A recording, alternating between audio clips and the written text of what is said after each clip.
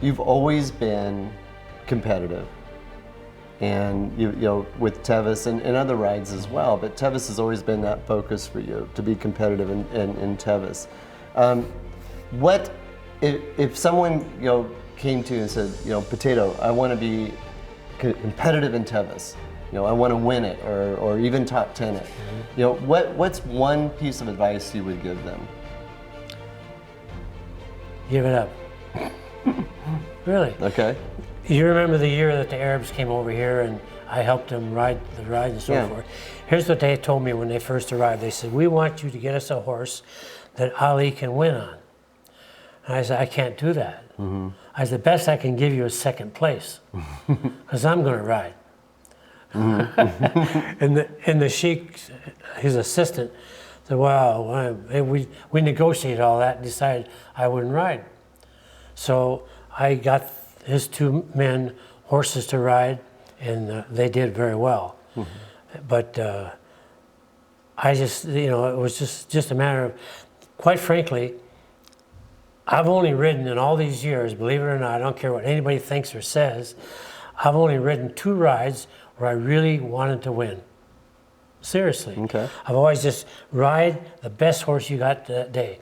And one ride was 1978. And I looked at the time that Donna Fitzgerald had won 6 times, and we had good charts at that time. I took all the times between each vet stick, and I considered the temperature of the day and so forth, and I had my helmet on, and I took the times from point A, from Robinson to Deadwood and so forth and so on, all the way along, and I knew on a hot day, this was her best time, on a cold day, this was her best time. And I was determined to match those, because if she could do it 6 times, I could certainly do it once. Yeah. Right? So I'll never forget that. And she had never, before that, had anyone ever come in to Robinson Flat before 9 o'clock and finish the ride. Yeah. Never. And Donna Fitzgerald included. She was always a few minutes after. So I come into Robinson Flat, first place, I thought, and it was 2 minutes to 9. So I slowed down, because I didn't want to go to that vet check until 9. Right, right. Just, yeah, I'd mess with you, right. And they said, hey, you're in second place. I said, really? There's a fellow in front of me by the name of, geez, I'm losing it now. You'll remember him, I'm sure. He was first, 2 minutes ahead of me. And they said, oh yeah, I remember him well. I should have brought the poster, because before the ride, there was a poster on the red building at the fairgrounds said, Sunday morning after best condition judging, there's a prayer meeting over behind building C or something, in what's that guy's name? Yeah, I remember this story. It'll come up. Anyway, he's going to be the preacher. He had formed a group of riders called Christian Fellowship Riders or something like that, and he was the minister of that group. Before each ride, they got together and prayed that he would win. And I thought, that's kind of strange. And then he also, his famous mare Misfit may be there too. And I thought, Misfit, she was the world champion, national champion the year before. Well, I didn't have her on my list. See, I took that list of Donna Fitzgerald, right, and I knew the horses I had to compete with. Right. It was El Gabage, Hal Hall. Yep. It was Dexter Yates riding Ralph Harris's horse. Oh yeah. And it was a fellow named Hal Hall. Those are the only 3 horses I considered my competition. Right. And I had all the names, and because we started in groups of 10, that was difficult, because what group did they start in? Right. So when Drew Barner had the hat to pull the numbers out of, I'd see what number they were in, so I knew what group they were in. Kathy Perry was 4 groups behind me, so she had an 8-minute advantage. If we rode in together, she'd win by 8 minutes. Yeah. Dexter Yates is so funny, because at Robinson Flat, we came in there, and in those years, we used to camp out there in the yard, in the grassy knoll. And I remember talking to Ralph Harris, and I said, Ralph, as far as I'm concerned, I've only got 3 horses in this race that are competition. And that's Kathy, Hal Hall, and your horse. And he immediately immediately changed. From then on, he didn't like me. It was amazing. And he wasn't riding the horse. And by the way, he got pulled. His horse got pulled at Robinson. So anyway, this guy that was in there before me, got to think of his name. It'll come up in a minute. He left 2 minutes ahead of me from Robinson. And I got out pretty close to Deadwood, and he saw me, and he jumped on his horse and took off. And I never saw him again. He was going. And I got down to the suspension bridge, and I've always, in all the years I've ridden Tevis, I have always went down and taken my horse in to the water. Yeah. And I'm down there in the water, and there's up on the bridge is a guy with a camera, and he says, "Hey," he says, "you're number 2. I said, "Oh yeah." I said, "The first guy through here, did he stop and get water?" He said, "No, he come flying by here." What was his name? Yeah. It'll come. Yeah. How could I forget that name? So anyway, I went out and I crossed, and I'm trotting up to Deadwood, and just before we got to the top of Devil's Thumb, rather, I caught up to him. He was tailing, and K-Line was just incredible. We trotted all the way up. I'm in boom, boom, boom, boom, boom, and when I saw him tailing, I just trotted on past him, and I vetted in. And Drew was there. She gave me a half a sandwich, and so was Phil Gardner. And now this guy that I passed, his name will come to me, I'm sure it has to, because how could you forget that? He came in just a few minutes behind me. Now I thought I had a problem because I knew that he started 4 minutes behind me. So if he just rode with me, he'd win by 8 minutes. And he was determined to win the ride.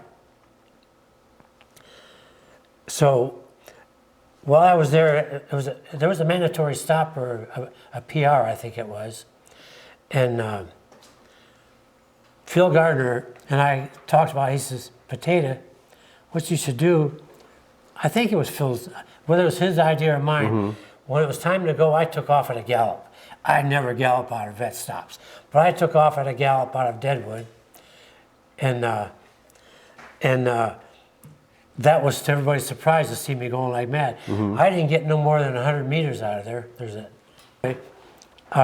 It's just why we don't know his name, because he denies that it happened now. Oh, okay. As a matter of fact, that was the last race he ever ran. He retired. So when I left Deadwood, I took off at a gallop. I mean, Devil's Thumb.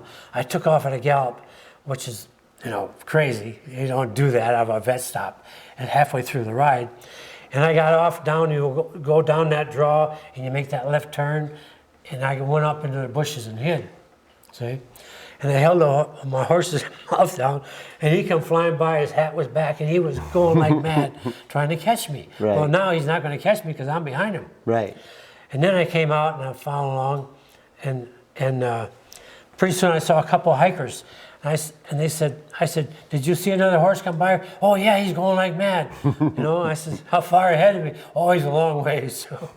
So the worst thing I could have done was go fast enough for him to catch me. Yeah. Now, Donna Fitzgerald's time from Devil's Thumb to Forest Hill was something like 1 hour and 13 minutes on a fast day. Yeah. And her cold day or a slow day was a little bit longer. So I had that time in his mind. And so anyway, I wasn't, this guy, I could care less about him. It was Hal Hall and Kathy Perry. Right. So I got down to the bottom. This is incredible. I got down to the bottom of the canyon, and you remember Mr. White worked for a window, and he had him always down at the bottom. He worked at the lumber company, and his job was just to be there if there was a problem. And I come across the bridge, and he said, "Hey, Potato, how you doing?" I said, "Good." I said, "Have you seen someone come through?" "Yeah, he's about 15 minutes ahead." He says, "Ask him where you were." And his eyes got big, and he says, "But he must be at least 15 minutes ahead because I only been here 15 minutes. And so that was it, And again, I just continued on my consistent pace that I had set. And I came in to Michigan Bluff, and there was Will Tevis and Wendell Roby greeting me. Hey, Potato, congratulations. And over there was the veterinarian treating his horse. And God, I wish I could remember his name. He'll come to me. But it turns out, maybe I shouldn't even say this, but you can edit it out if you need to. Todd Nelson and the other vets were suspicious of this guy. Mm-hmm.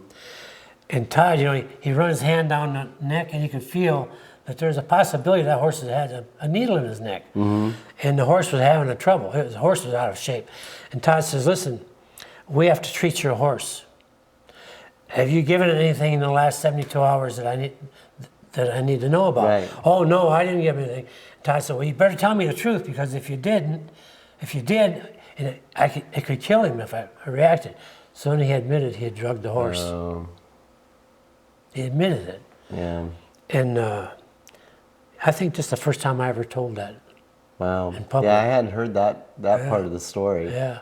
So he was pulled, and of course I left. I was in first place. Mm-hmm. And I was in first place all the way down to Francisco's. I left Francisco's, going up into the quarry was Kathy Perry and Marge Pryor caught up to me. And we rode in together. We rode up past Page Harper Springs. Well, it wasn't Page Harper Springs yet. Yeah.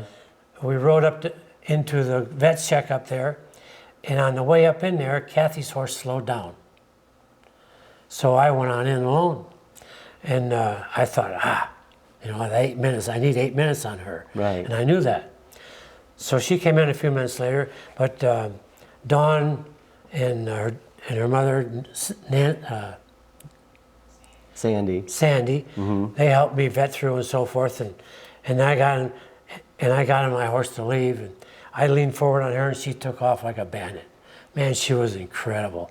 She knew this was a race, and she knew I wanted to win, because that was the first horse race I went on that I wanted to win.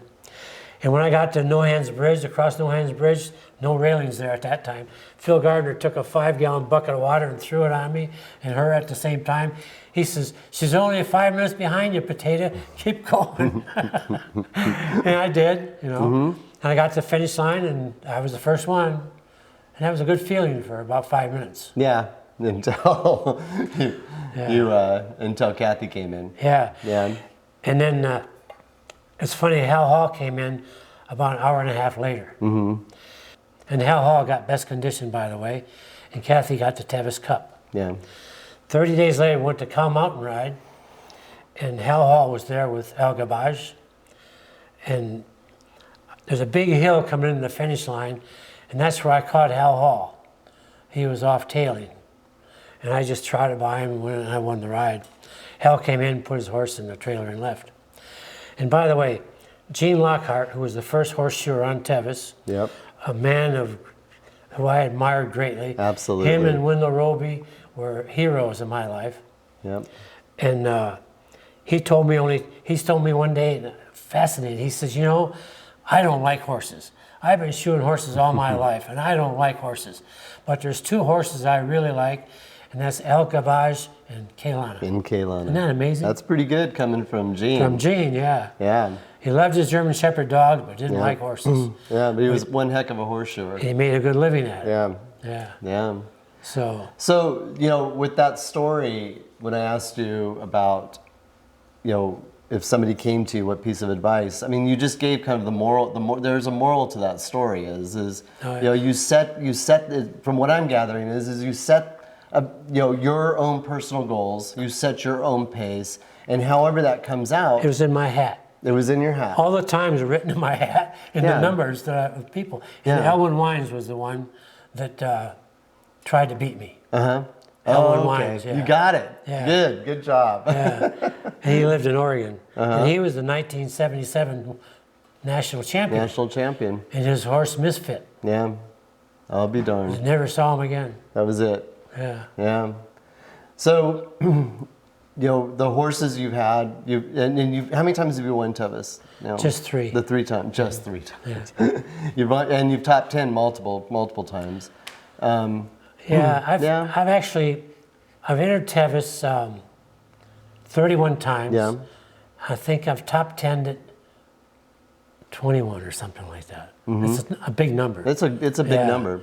You told me one time, you said it's easy to top 10 Tevis. Yeah, just be consistent. Just be consistent if that's your goal. Yeah. And so going back to the horse, like with Kaylana, the different horses you've ridden over the years, and most of them all came from Kaylana. I mean, you didn't have anything really outside of Kaylana except the 2 horses I got from Joe Gearhart. Right. Yeah. Right. Fayette, Cameo, right. Corrine, who produced for me. She did 7 times if you finished Tevis. Yeah. She also produced Fayette de Cameo. Right. Who won the Tevis in 2002, and she won the Hagen Cup in 2001. Right. And he also, Cammy also produced Zoltan, who top 10 Tevis. She produced Josef, who's done 35 out of 36 rides he's finished. And she's also produced a mare I'm riding right now. The one I lost my thumb on. It wasn't her fault. Yeah, no. Yeah, Cammy was, she was my other big producer. Yeah. Cammy and Kaylana. And one of the interviews I did that we've done was with Corky Young, and you had Gandy. Gandy Dancer, at the end, toward all the way to the end of his days, and he was also had an influence on your breeding as well. Oh yeah, I bred him to Fia, and that gave me Silhouette. Yep. And he was a great horse. He was a great horse, Gandy Dancer. Yeah. He lived out his life at my ranch. He and Fia became so romantic. One time I took her to breed her to another stallion, and she wouldn't have anything to do with him. She literally would not have anything to do, and she was in heat. No way. Gandy was her man. Yeah. And what a good thing for Gandy to have that towards they lived together the rest of his days. And one day, it was so funny, I had her and Gandy together, and I put Fia and Jean Fia, my other mare out of her, in with the 4 of them together. And every time Gandy would get around Kaylana, her 2 daughters would block his way because she wasn't in heat. Yeah. They would block him and not let him by her. It was so funny to watch. It was that poetry that you see and feel with your horses that you can't explain. You can only experience.